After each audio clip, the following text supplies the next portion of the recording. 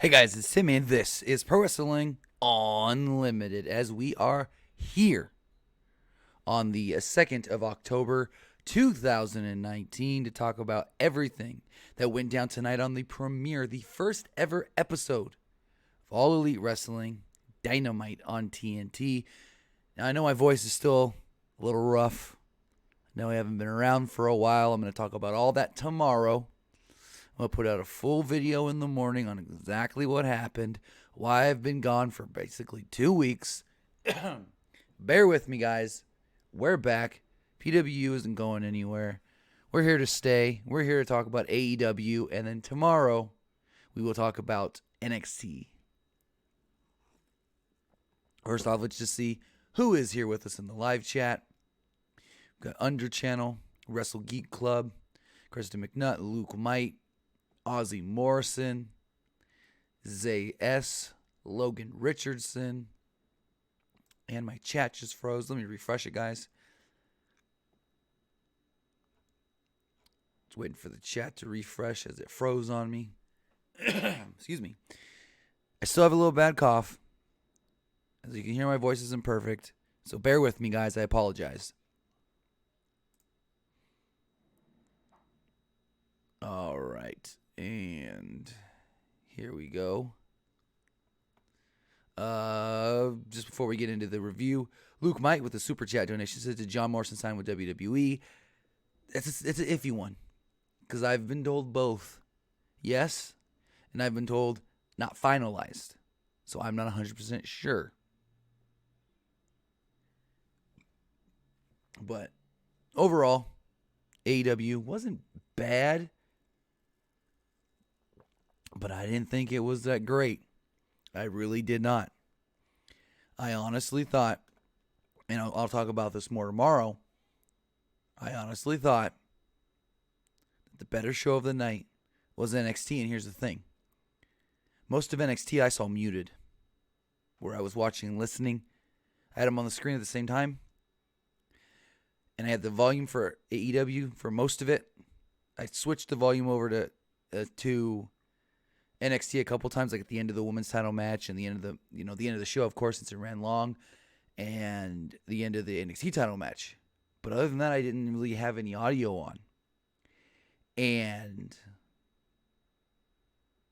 I felt, from what I saw watching both at the same time, that NXT muted felt a little better than AEW with audio. So I'm not saying AEW was a bad show. I'm not saying that at all. I'm just saying that from what I saw, I'm going to rewatch NXT because I got to watch the whole thing with commentary. But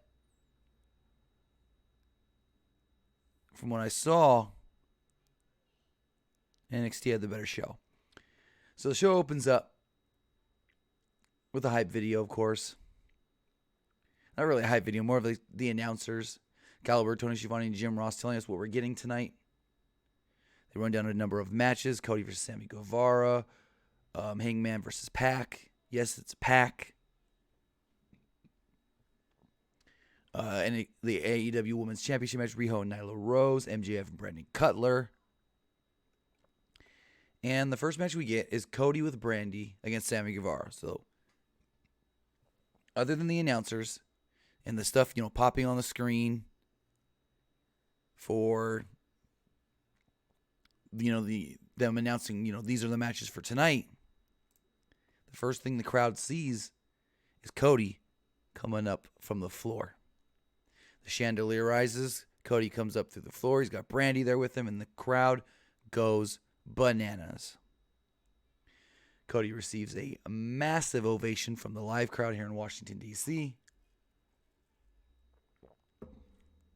Jim Ross says that it's been a long time, a very long time, since he's seen somebody connect with a crowd the way Cody connects with the fans of the AEW. So Cody is taking on Sammy Guevara. Guevara came out, of course, wearing his panda head skin thing. Chance died down a little bit, and the two began to grapple. Solid work here early, nothing flashy. The match began to build with the crowd when Rhodes hit a snap power slam. Crowd began wooing when Rhodes locked in a figure four. Schiavone said AEW is trending on Twitter. JR plugged his personal Twitter and grilling JR. Rhodes used a jumping kick and knocked Guevara to the floor, then tried a tope, but Sammy Guevara, the heel that he is, pulled Brandy in the way, and Cody kinda knocked Brandy into the barricade.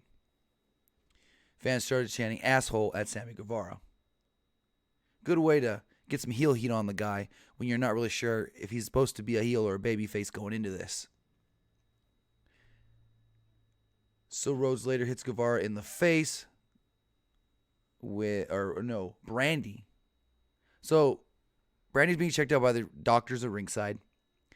Cody throws Guevara back in the ring. The two brawl. Guevara then gets thrown down onto the ropes. Brandy hits him with her shoe. Cody hits a disaster kick, but he kicks out. Sammy Guevara's still in it.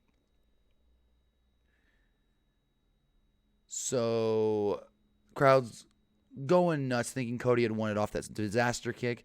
Cody Rhodes then lands a reverse gourd buster suplex for a holy shit chant.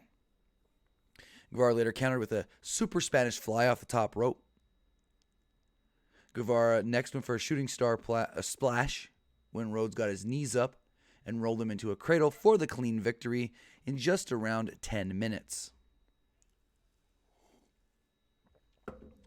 So something different from WWE and many other companies that AEW is doing is that after the matches, looks like Tony Schiavone is going to do post-fight interviews, either in the ring or on the ramp. And I like that. I think it's cool. So JR is like, all right, Tony Schiavone's going to go talk to Cody Rhodes after this victory, blah, blah, blah, blah, blah. And so Guevara stops it before it can happen, the little interview. And he looks like he wants to shake Cody's hand. And the crowd's kind of rumbling for something, kind of going, when Jericho would then come out and lay out Cody Rhodes. But here's the drawback of this. Here's the negative. I like that Jericho is worried, so he's got to try and take down his opponent, his next challenger for the AEW World Championship. So he comes out here after Cody just had a match to weaken his opponent a little more. But what I did not like is that most of this beatdown, that most of this attack by Jericho on Cody was done during a split-screen picture-in-picture commercial. That is something I didn't like. So during the commercial, we see Jericho steal a photographer's camera, and he's taking pictures of himself in the ring. It was funny to see him beating on Rhodes with a chair outside of the ring while the commercials were still going. Finally, we go back.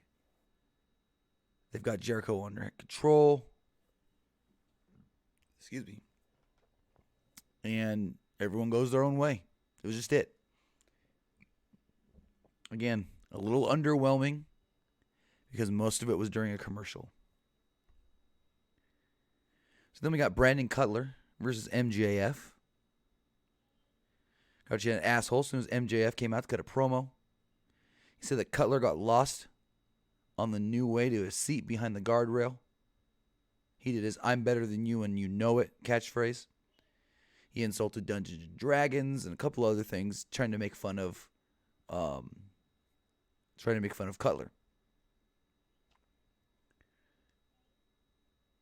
So the announcers spent a lot of time explaining that Cutler is a friend of the Young Bucks. That Cutler has known the Young Bucks since, he's been a kid. Has taken time away from wrestling. And they were trying to get us to know who Brandon Cutler was. And it was like, meh. It was okay. The match was just there. It was what it was. It was for MJF to get a victory. Kristen, I did see your super chat. I'm going to talk about that after.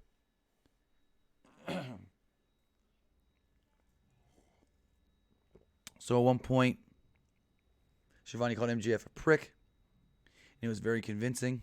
It's not like MJF makes it difficult to dislike him anyways. At one point, MJF yelled, "Look into the camera and tell your kids you're a bum" at Cutler. Cutler did a great suicide dive through the top and middle rope to the outside. MJF then punched him in the mount, just like Austin off a Thesz press. Cutler flew to the floor like I stated. Moments later, MJF stuck a cheap shot in behind the ref's back, then locked in the Fujiwara armbar for the victory, beating Brandon Cutler. They then go to commercial. When they come back, the show goes off the rail for about 20 minutes. Maybe 15. Chris Van Vliet's there, ringside. And he introduces director-writer Kevin Smith and actor Jason Mewes. Jay and Silent Bob. Jay and Silent Bob reboot coming out soon. I think it's like this month maybe. They talk about how Chris Jericho's in the movie. Kevin Smith makes a joke saying Jericho plays a bad guy. He was typecasted. So then they're talking about the movie when all of a sudden Jack Evans comes down screaming something. He's yelling at Mewes. Told him Moore's Day and the times suck. And Angelico comes down. Mewes took the mic and made fun of them for not having won matches in AEW yet. Cameras then cut to Private Party. Private Party walk up, hand Jay and Silent Bob some beers, and then walk away. And they're like, oh, Private Party out here to make the save. Make the save? They gave him drinks, and that was it. What save is that?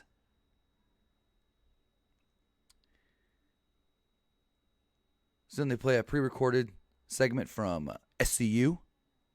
Scorpio Sky was supposed to be, I guess, Obama, while Kazarian and Daniels were the roles of the Secret Service. Scorpio Sky did a great impression. They cut back to the arena, and SCU's there with Tony Schiavone.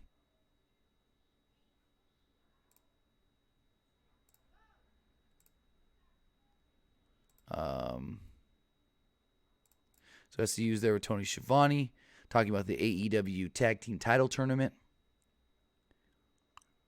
And as they're trying to say that they're the best tag team, Scorpio Sky says that he is putting himself on the sidelines for this because he thinks the experience of Daniels and Kazarian will do better. Out comes Pentagon and Phoenix to say that they're the best tag team in the universe.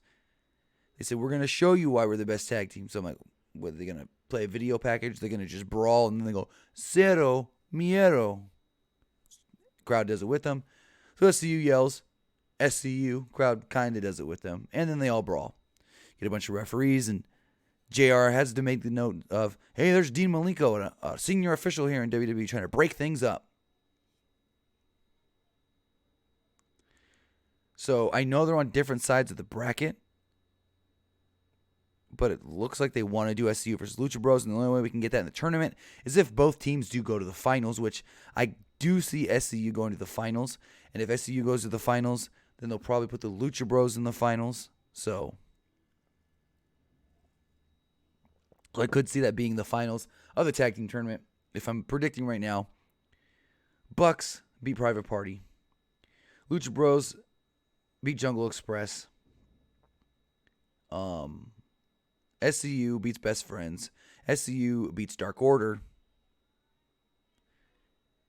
Lucha Bros beat Bucks. There's your finals. After the break, they cut to Chris Jericho chatting with Ortiz and Santana in the back. Jim Ross then apologizes to the audience for eavesdropping on their conversation. That's not something that we should be doing. And then we got Pac and Hangman Page in a great match. Probably Page's best match so far in AEW. So they make their entrance before the commercial, though. They say after the break, we will come back for this match. So we come back for the match. And the two are already trading shots. Earl Hebner was the referee. Crowd was red hot for this match. Made it feel like a real big deal fight. Two brawled on the floor early on. Crowd on hand. Excuse me. Was quiet when needed, but they were there when they really needed to pop for big stuff, like when Pac hit a perfect Asane moonsault to the floor. Crowd looked to really enjoy booing the hell out of Pac, who continued to dominate on an offense. Excuse me. Paige came back at one point with a top rope follow-away slam and a new tombstone-esque maneuver for a 2. Pac was able to knock Paige back to the floor, where Paige mostly stayed selling during the next commercial break. They did use the split screen here again, and we saw Pac continue to work Paige over slowly. He'd kick and then let Paige sell. Laid in again, let Paige sell. Really working over the crowd here. One point, Paige came back later on after some punishment with a pop-up powerbomb, and then later was able to stick the Yoharana moonsault from the top rope to the floor. Back in the ring, Pac was able to land a low blow when, quote-unquote, Earl Hebner didn't see it. Then he landed the red arrow on Paige, or the black arrow, I mean. Paige's stomach down. Pac then applied the brutalizer, his version of the rings of Saturn, and made Paige tap out. So Pac, 2-0 now in AEW. Paige, what, 1-2 in singles competition? No. 1-1 in singles competition. Because he beat Kip Sabian barely, and he lost to Jericho. Yeah, in singles competition, that is. So then, we got the AEW Women's World Championship match.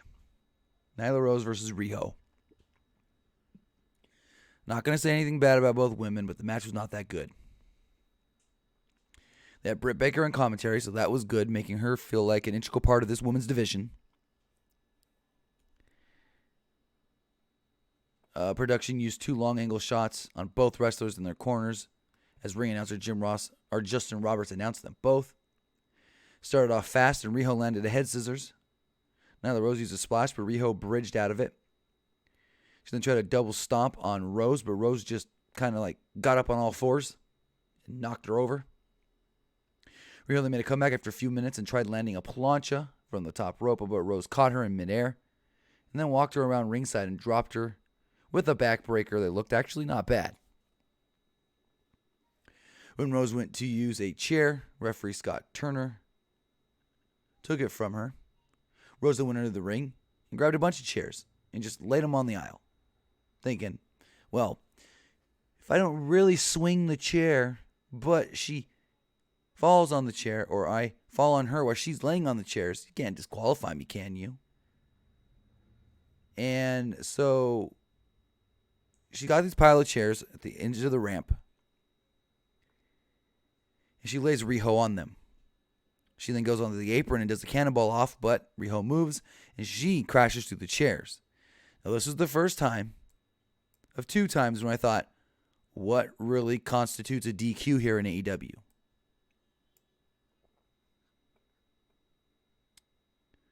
So back in the ring, you can hear the crowd chanting for Riho when she locked on a crossface as they went to break. During the split screen, Rose landed the flying knee to Riho, who was draped over the ropes. Same spot they did in the 3-way at Fyter Fest. Crowd looked shocked. Rose held Riho in an STF until they came back from commercial. When Riho used the rolling cradle clutch, Riho then tried to use the rolling cradle clutch that she used to win the 3-way, or almost win the 3-way with. Rose followed up the big Death Valley bomb for another 2, and the crowd was absolutely losing their stuff. Riho then landed a massive superplex on Rose for another close call. At one point, Jim Ross said that Riho's really taking it to him. And quickly, Britt Baker says, her. Yes, Jim Ross briefly, accidentally, called Nyla Rose him. After another big double stomp, Riho scored the big pin. It looked like Rose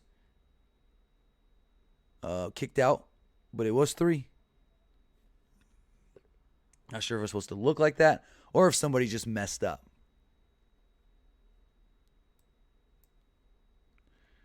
So after the match, she gets the belt. Michael Nakazawa comes out to do the interview in Japanese until Nyla Rose attacks Riho from behind, Tries to powerbomb Michael Nakazawa. Can't get him up. Almost drops him on his head.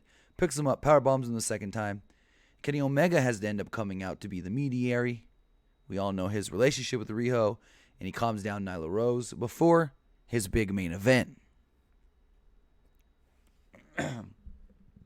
Which is the next match. Chris Jericho, Ortiz and Santana taking on the Elite, Kenny Omega and the Young Bucks, Matt and Nick Jackson. So Omega and the Bucks came out to being the Elite theme song. Ortiz and Santana had their own. There's no tag team name for them. And then Jericho, of course, did his entrance with Pyro. Omega was in first and wanted Jericho, but he tagged out to Santana. When Jericho was finally in, he put Omega in the Lion Tamer, but the Bucks super kicked him out of it. Crowd exploded for that, and Jim Ross kind of goes, I think it was Jim Ross, we got our first super kick party here in AEW. On Dynamite, yes, not in AEW. Flurry of dives here in succession before we go to a Omega dive, right? Excuse me. So, like I said, there's a flurry of dives from each Buck. It looked like Omega was maybe going to go for a dive as well, and out would come Jon Moxley.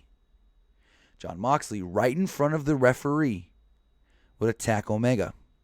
Two would brawl to the ringside. Two would brawl through the crowd. Why is this not a disqualification? This is the other time when I wondered, what does constitute a disqualification in All Elite Wrestling? So two fight in the crowd. The two fought in what they called the VIP area. Jon Moxley gives Omega a great-looking, jumping double-arm DDT through a glass table, where Moxley takes most of the brunt of it. Well, I guess it's the Death Rider. Crowd was chanting for the Young Bucks, as they really couldn't see much of this going on. So back in the ring, it's now a handicap match all of a sudden. Young Bucks against Ortiz, Santana, and Chris Jericho. Ortiz and Santana worked over Matt Jackson for a while in his corner.